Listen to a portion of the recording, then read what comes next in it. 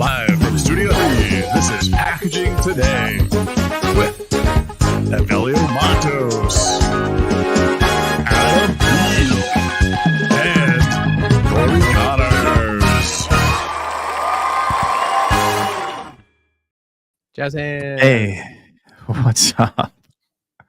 All right, what's up, everybody? How's it going? It is Monday, March 18th, and what do we got? We got my buddy Adam Peak, Hello. packaging pastor, packagingfashion.com, I People have Packaging podcast.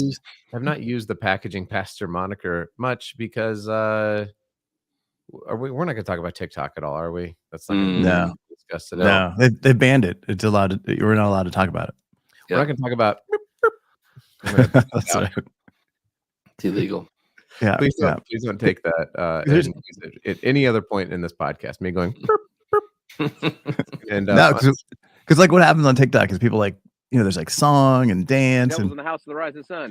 Yeah. Pick it up, go. Devils in the house of the rising sun. Yeah. Pick it up, go. it'd be ridiculous. Whoever That's did right. that. Whoever's saying that was amazing. What sort of nonsense? I did Nonsense. actually. I tried to go on American Idol, singing that song. Yeah. And as And you you're can here. probably tell, I was too good. I was too good, and they decided, you know what, sir, we can't handle your talent here. They didn't That's want right. the other people to look bad. Yeah. Yeah. Especially They're like, you should my- go on The Voice. And then the Yeah. chairs never spun around. You'll No. fit right in. No, they did not. They did not. I think it was my my electric fiddle playing that really turned them off. That's some good stuff. All right, man. So what else? We got Corey Connors at Corrugated on the TikToks. He's the hard line on the TikTok. He's not. Doesn't matter. If they banned it. He's moving to Yeah. China. He's doing I'm it there. in. 100%. You can find him on Sustainable Packaging Podcast. He is sponsored by TikTok. He's a voice of a generation. Yeah. And then you got me, Evelio Matos, packagingunbox.com. You can check out podcast, got some cool stuff happening there. But what are we talking about today, boys? Corrugated. right. Packaging. I think we should talk about exactly what you texted us that we should talk about before we got on the Exactly. show. That's how the sausage is made. Let me read it. Yeah. Before we do that, if you're watching this, let us know where you're watching from, right? If you're on LinkedIn, Yeah. let us know what state, what city, what country you're watching. We get to pretty broad reach on this thing, which is pretty awesome. And we get Maybe to answer where a do lot you of work? questions. Maybe nobody's watching. Maybe Maybe we're not nobody's even watching. live. That's Maybe That's right. we were This is banned. broken. We were banned because what was the song that Devils in the house of the rising sun. This one? No, not that one. The other one that was banned in where were we Daddy banned in? fingers. Daddy Fingers is banned in like it was some place that you grew up. Oh, yeah. Yeah, it's like Bulgaria. Oh no, Bulgaria. was it Belarus? Mm. We're banned in Belarus. That's And right. We are the banned in song- that. The song That's- Daddy Fingers is That's in apparently Canada, not. I think, isn't It's a province of Saskatchewan. We are banned in Belarus. That's We're We had banned to in say that. Belarus. yeah, man. So what? All right. So we got Levi Parker coming in from Arizona. Nice. He's like my it? neighbor. Levi. Like right here. Arizona. Hmm. That stands Mhm. for. It's cold here in Arizona today. It's like 60. It's freezing. Yeah. You have no idea. Is it Sounds almost terrible. snowing? Oh, it's miserable. Yeah, man. So all right. So let's talk about like if you had to do this all over again, if you had to get into packaging today with all the experience that you have, but you weren't with the company that you're with or doing what you're doing. We got Hugh coming in. Hey, Morning, Hugh. buddy. Morning. We got Levi. Yeah. So if you guys had to do this all over again, get into packaging, what would you do? If you had to start an entire business, no disrespect to the companies that you're with, Sure. but no, you know, what are the challenges out there that you'd like to solve? I can tell you, I have learned that making novelty packaging T-shirts print on demand on a website, packagingfashion.com, It's very lucrative. is Yeah. not a way to make a career. in case anyone's curious, if you're thinking like, oh, he's just there like Donald Duck swimming in, like coins of gold. It's the 'cause of coins. Yeah. yeah. Um, or having a packaging podcast. Neither one of these are ways to get rich, in case anyone's wondering. Mm. What's up, John Gregory? Hey, John. I have a rule though, John. I don't trust people with 2 first names. So Levi Parker, you're close. What about you, Curtis? Hugh Curtis. Oh, No, I trust the Welsh with everything. Yeah, they can. Anybody in the maple syrup business is good. Is a good person. good. It's good. good. As far as I can- Yeah, good people. So I did think about this long and hard for 10 minutes, and there is something that I think is missing in our industry, and I've talked about this probably on the show. People at Myers are going to get sick of me talking about it, but it's really hard to do business in the packaging industry. Like it's hard to be a buyer in the packaging industry. Oh no, John Gregory came in. He has 3 first names. We You're should. officially banned, sir. How do we ban him in Belarus? It's full government name. It's insanely hard to buy stuff in our industry. Like, how do you know where people are? Right. Because most packaging companies are awful at marketing themselves, so we're hard to find on the internet. Yeah. I would imagine that AI is also going to struggle for a while to discover who are the right companies. So you could probably go to ChatGPT and ask that. And I would solve that problem specifically around how much does this cost? I want to buy 100,000 of those. How much does it cost right now? Like I would like to know that. That seems like a silly question. Yeah. But if you were to go try to figure that out today, and I'm sure Hugh can also relate to this. I know he's a packaging buyer. If somebody walks into your office and says, Hugh Curtis, my Welsh friend, I need 100,000 of this insert, and I need pricing for Walmart tomorrow. He might be like, you're not getting that pricing by tomorrow. Right. It's like a week. It takes so long to figure out how much does a thing cost. And so I think there are ways to solve that with current technology that used to not exist. And that's probably where I would focus my thoughts and my time and my energy would be on that. Yeah, I got a cousin in Virginia Beach. That's where I grew up too. Luis Matos. Hey, Luis. That's awesome. No, I don't know him. But what's up, Luis? Good last name. No, that's all right. So that's a big challenge, right? Like, what does something cost? Why does it take so long? Why does it take so long today? Oh boy. I suspect that I know what the answer is, that there's so many different variables and it's like, well, we got to figure out but the customer doesn't care about the variables, right? Correct. Well, I'm telling you why. You don't got to jump down my throat. Dude, I'm ready. I'm pumped. Easy, How do you calm down? The customer doesn't care about the variables.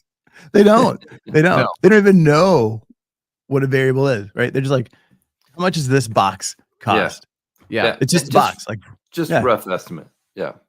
And that's the thing. I think that honestly, most people would be fine with a rough estimate, right? So, and I've done this before. I've been like, I'd probably say it's going to be around 30 to 40 cents. And there's a big delta there. And I only know that because I have bought packaging, specifically folding cartons.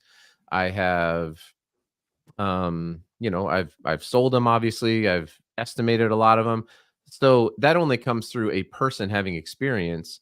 But being able to say that is actually super helpful, because if somebody needs an answer right away, and we're used to the Amazon world of give me an answer right now, right. I need to know it. We should be able to just say that. Like, there should be a way or a software solution that says, like, okay, I have a thing. Maybe you could take a picture and using that picture or put in some dimensions or something. That's 100% what I would do, because I think I seriously think it's a big problem right now in our industry. And there's also there's no price visibility. Mhm. So how do you know if it's good or bad? There's no Right. like market other than saying, okay, I have a price now from this vendor, and now I got to get one from this vendor and from this vendor and from this vendor. And honestly, they're all using different assumptive price models Mhm. oftentimes. So unless So it's like a this stock box or a stock item, it's this hard. is where Lumi was amazing, right? Mhm. So, you know, um, Lumi sold like 2 years ago, 2.5 years ago, but Lumi was amazing. Those guys, you would log in, you had to have the membership, you type in the type of packaging that you wanted, dimensions, and then it went and sourced everyone. They came back with pricing, and then you can compare. And then they also came back with timeline for each factory, all certifications. It was definitely the future of the way that this business should operate. And then it got But shut down. what's that? And then it Yeah. got shut down. It's no longer. It doesn't exist anymore. Well, it's now part of another business. But the challenge was that in order to be in that Lumi ecosystem, you had to pay, quite a chunk for a subscription fee. If I remember correctly, it was tens of thousands to be a part of that, and you had to use, hundreds of thousands of units in order to do it. But it was like that. That was a really forward thinking model. I think kind of addressed some of this stuff. Yeah. It should Yeah, be but doable with data. So you should be able to leverage a tool like SpecRite, who we've talked about a Mhm. lot. Yeah. You should be Right. able to leverage a tool like SpecRite if you have your materials, if you have colors, if you have quantity, and if Right. you have some sort of other specs that are going to Mhm. be. Location. Yeah. Yeah, there's going to be things, and then maybe you have sustainability metrics and stuff like that.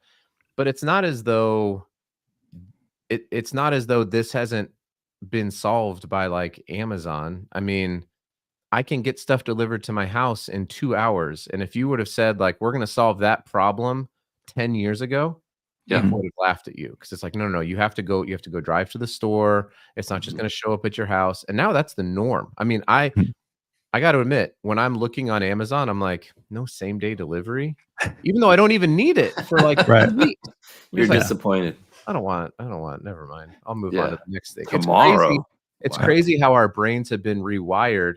But in B2B sales, we have to remember that B2B buyers are also or B2C consumers, right? We buy stuff, and right, wrong, or indifferent, I think we have to be willing to innovate and Yeah. adjust to And what the setting market. those expectations with your client is really important, and saying this process is going to take this long, or Mhm. approximately this long, and we should have this information by this date. And I think that's a big mistake, but it's a big challenge too. I've been in this industry 26 years, and I still am learning new things every single day about why certain things take longer, why certain things are faster, why certain pricing models are easier to get, and why our designers take longer with certain design styles. They want to do full designs, even if the customer supplies artwork and files. They want to go through them and make sure they're going to work on our machines. So Mhm. there's a lot of due diligence that happens that, as a salesperson, it can be very frustrating, because you want to satisfy your customers' questions and needs right away. So it can be frustrating. Do you think though, because I Mhm. understand all of the things, right? I totally get all. I'm not Yeah. saying that steps are unnecessary, Yeah. but to me, there's a level of. So think about this. So if you have a designer who is paid, is a person right now, right? And they have to take the layout. I'll keep using this insert, right? They want to take that. They want to create a CAD of it. They want to take the CAD. They want to lay it out because they want to maximize everything. I don't know how long that takes, right? And if they're doing all of that work, and you have a close rate on new quotes of 15% maybe, that means Hmm. 85% of their work is essentially wasted. And I don't mean wasted, but Yeah. it's non-revenue generating, right? You're just creating designs for stuff you're never going to run. Mhm. And it seems like those are the things that artificial intelligence and machine learning are going to come in and be able to disrupt, I would guess. I mean, I'm not an AI, developer or anything, but I would imagine that that's a great use case to be able to say, Yep. okay, I put in my specs and it just creates the layout that's optimized to my equipment Yep. really quickly, and then that gets pulled into our estimating module. And so, that point is now null and void. Now, there should be designers who are looking at that, ways to optimize. If you're gonna, you're gonna gang run, especially on folding Yeah, cartons. but that's where things start taking time, right? I think, Correct. like today you can go on, you can punch in your digits and get what, punch in the information for this material, for this construction, get a die line, be able to quote right off of that. But there's a lot of companies out there that don't want to quote off of a die line that's created in Illustrator, for example. Right? They'll want to recreate it in CAD, ESCO. They're paying, $70,000 per seat for software, so they got to use that. And then that, to recreate something takes time. I know when I was working at this other company that we won't mention, it's one of these big billion-dollar companies for packaging. It was kind of the same thing, right? It's like something would come in, you could sketch it out and be like, all right, here's exactly what I need. And then it would take like a week for somebody to build it in CAD, go cut a prototype, make sure that the hinge and everything functioned properly, that the locks worked. And it's like, dude, we just need to price it. We're not trying to recreate it. And it's like, no, but we have to make sure that it works and that this does this. And like, dude, the customer doesn't care. Like, if this template is going to yield a $3 box and they've got a $2 budget, doesn't matter if it works or not. Like, we'll have to redesign it anyway. So let's figure it out. Let's kind of skip over some of these steps. So quote first, then confirm. Correct. Yeah. It's an Yeah. estimate. And I think, it's an estimate. That's it. All Yeah. you're doing is just estimating, and it's not hard to equip a salesperson, I don't think. I mean, salespeople were slow and dangerous behind the wheel, but we still can serve a purpose to where you can say, hey, this is an estimate. If you want, if this pricing looks within where you're trying to get to, there might be some ways to fine tune this. There likely are ways to fine tune this. Yeah. Maybe squeeze a few more up on a sheet, or put more across on a roll, or, we can look at like you can look at options, but just to get a baseline cost should not take longer, in my opinion, longer than an hour, honestly. Yeah. I mean, with the information that we have today, with the tools that we have available today, this should be a process, in my opinion, that a customer or prospect could just have a site that they just go in and they go, how much does my packaging cost.com? Is that available? Dang it, Avelio already bought it. Matos. All over it.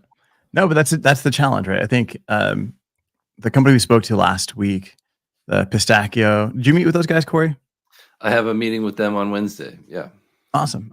So startup like that, right? Like, they're just building a company out of their dorm room, making pistachio butters. They bought packaging. They went on Alibaba, looked for somebody that could make boxes, and they got boxes that don't work.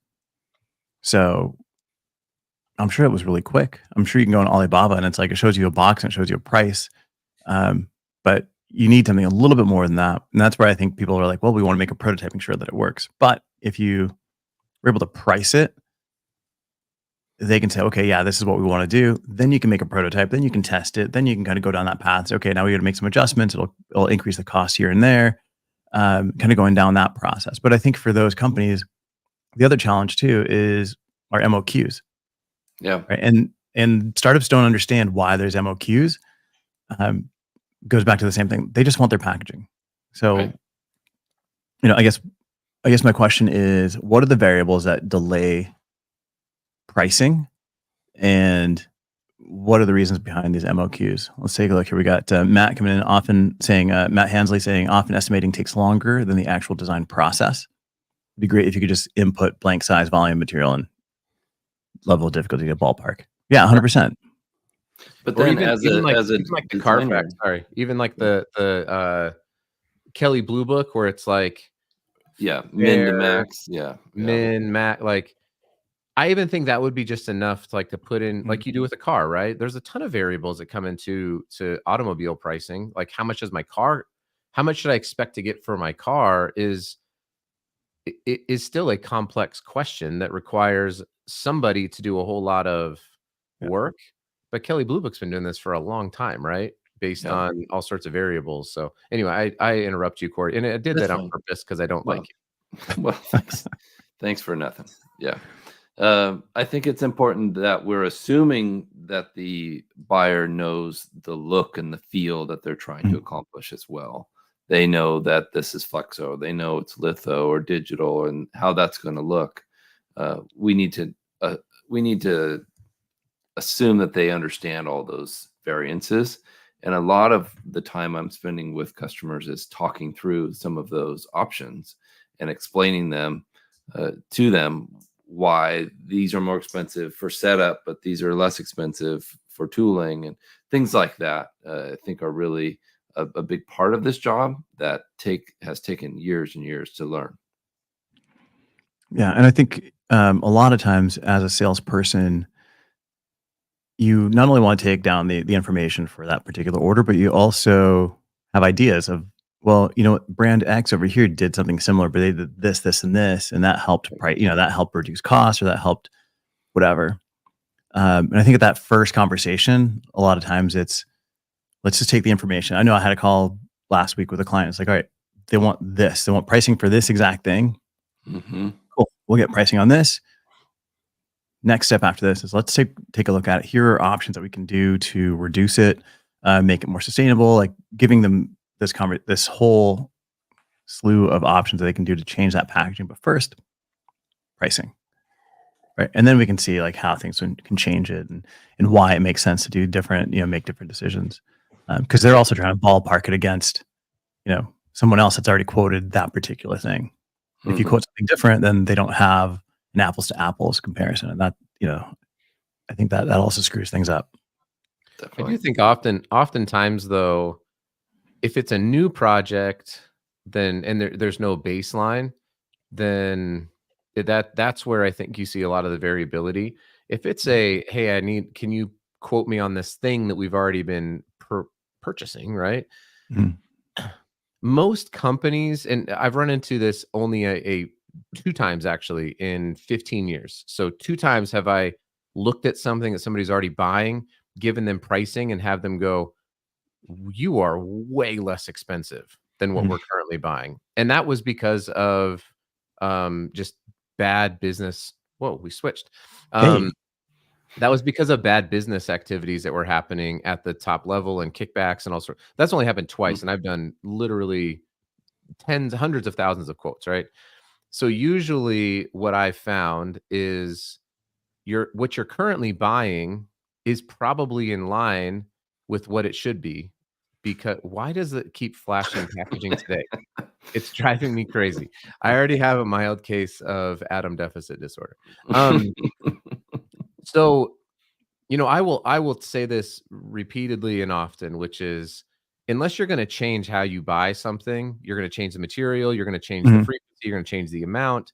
Whatever price you're paying is probably pretty good. I mean, there's not a whole lot of, especially in my world, there's not so much innovation that means that you're going to save much more than 5 to 7%. And candidly, you can probably go to your current supplier and tell them, hey, I got a goal. I got to save 5% on my packaging. And they'll work with you. They should be able to work with you to figure out a way to do that, right? It's not always true. If you're importing, right? When someone's importing packaging, that's where you get a big difference. I know, for example, like if you're importing something from China, instantly you're hit with a 25% tariff, right? So if you have to import because it's a custom product that you can't make in the States or in North America, then just moving from one country to another country can save you, 20+%. Right. Yeah. So even if you're paying 5% more in a different country, but you're not having to pay the tariffs, like right off the top, you're able to save. Domestically, I only work for American companies, Velio. yeah, domestically, it doesn't impact that way. But a lot of times people are like, well, I'm getting it from China, so it's got to be the cheapest solution. It's like, no, not necessarily. Like more than likely it's not. But we're kind of trained to think that. Oh, thank you for moving that away from my. Do you like this? Let me know. Do you guys prefer this or do you prefer this? Camera 1, camera 2, Camera 1, camera one. 2. camera 2.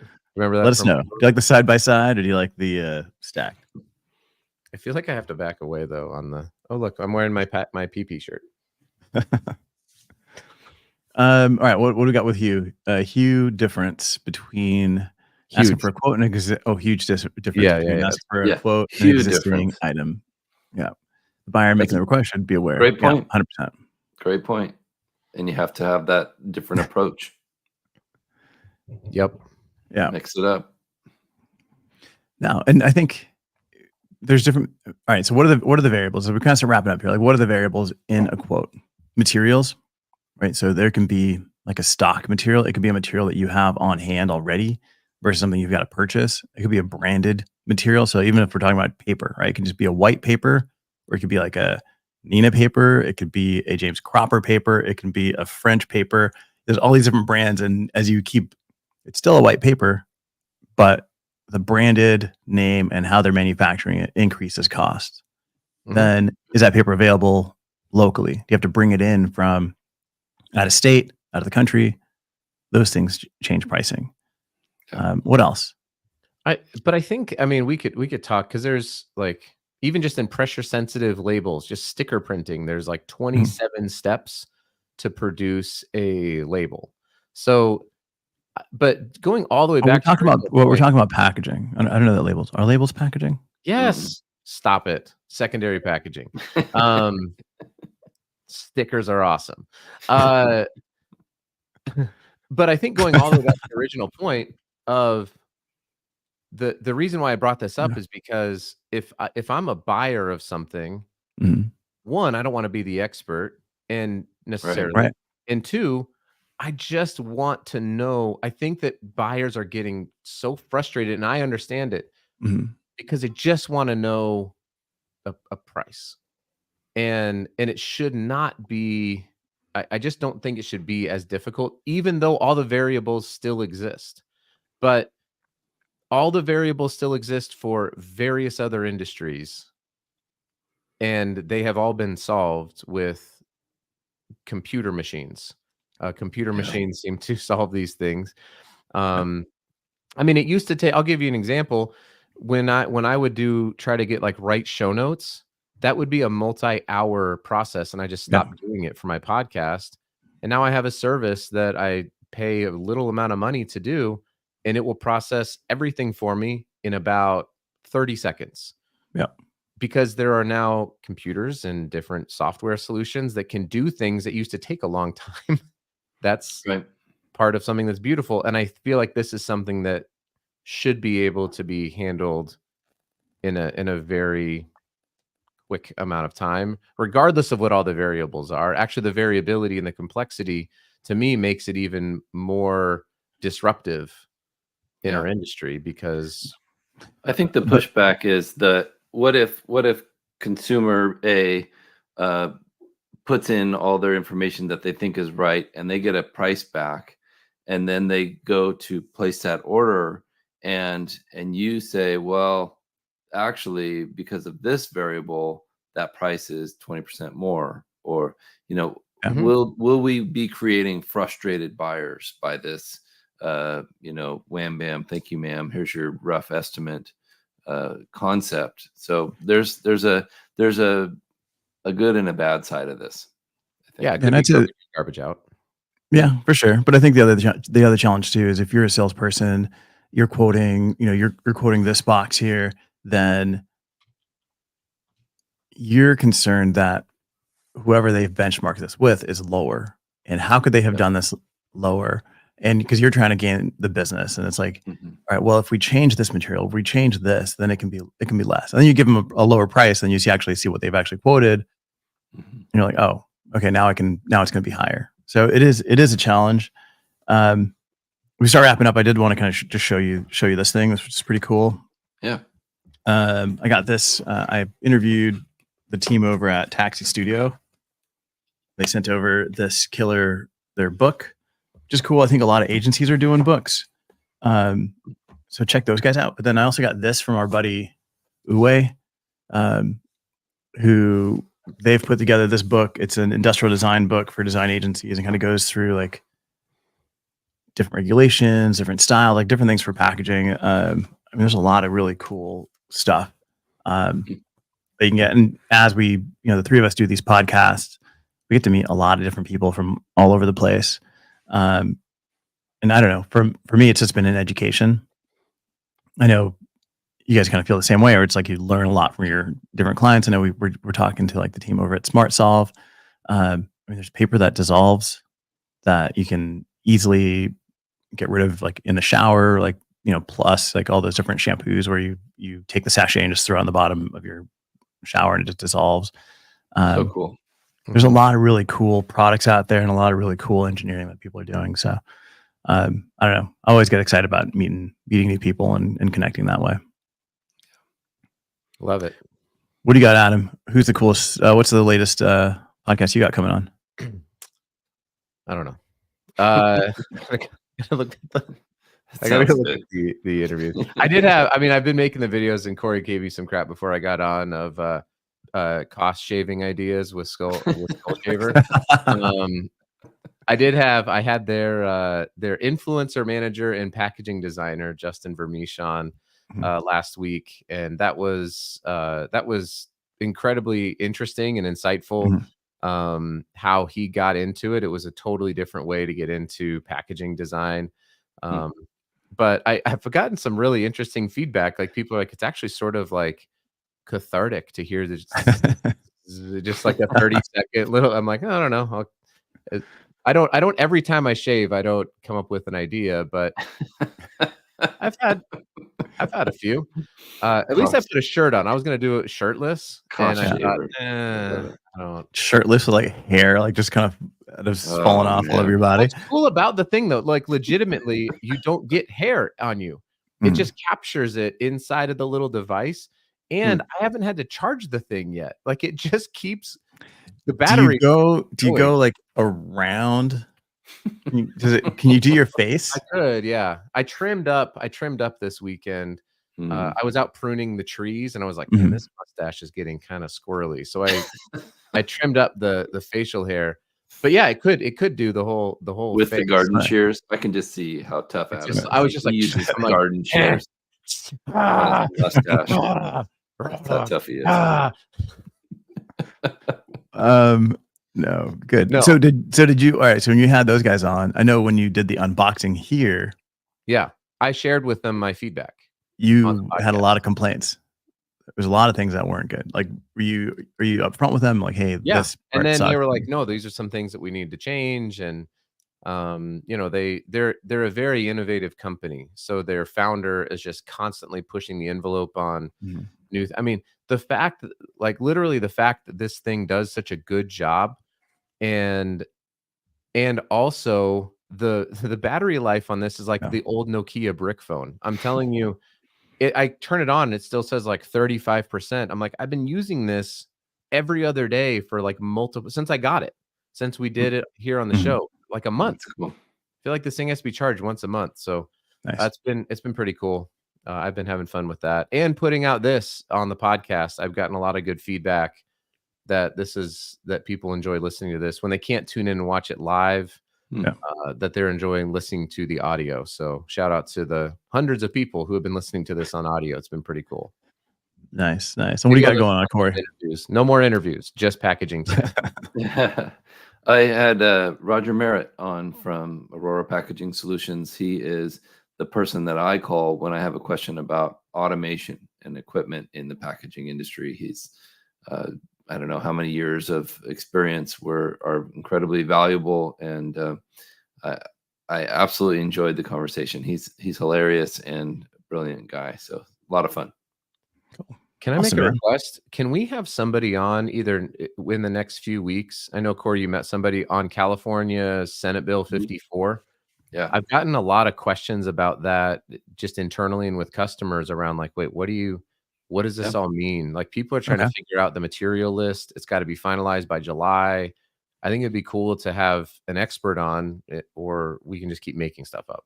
which is No, I not think that's good. fun. Yeah. Well, I can reach out to Cal Recycle and see if somebody from their team, if like Dean or somebody from over there can hop on here. We just know be Dean. pretty cool. Does Dean have 2 first names? Because I can't trust Dean. Yes, it's Dean. It's, Dean Michael. but yeah, we can reach out and see if they can come on and kind of break down what it means. Because yeah, it's a huge shift. Yep, Such a big deal. that'd be great.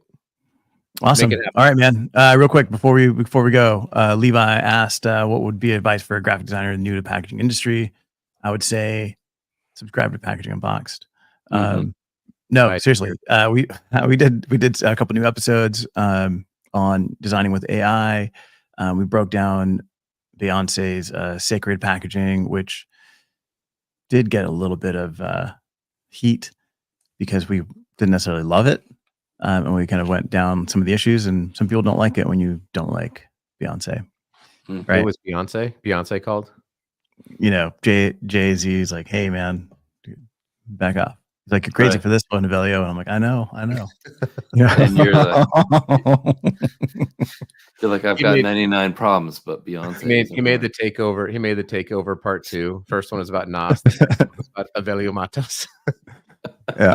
You did grow up together, right? In Okinawa, Japan. We did. No, actually, you know what? I got to work with Jay-Z's team on a couple occasions a few years Wow. ago. Good stuff. I was thinking of going down, doing like a celebrity packaging episode, kind of going to like some opportunities I've had and opportunities I've turned down. Name drops. Yeah, well, you know, like Adam got, you know, I think we've all had an opportunity to work with celebrities. I think people think I was like, oh my God, you're working with so and so. I was like, yeah, they just don't know anything about packaging. So Yeah. Pretty much like everybody else. yeah, like anybody, doesn't matter where you've been, what movies, what albums. Yeah. You don't know anything about packaging, just like anybody else. Yeah. So Oh shoot, I'm late for my next meeting. oh no. I'm 7 minutes late. I gotta go. I forgot I All had a hard stop. The devil's in the house of the rising sun. Yeah. Pick it up, don't. See you guys. See you later. Bye. Live from Studio 3, this is Packaging Today with Avelio Matos.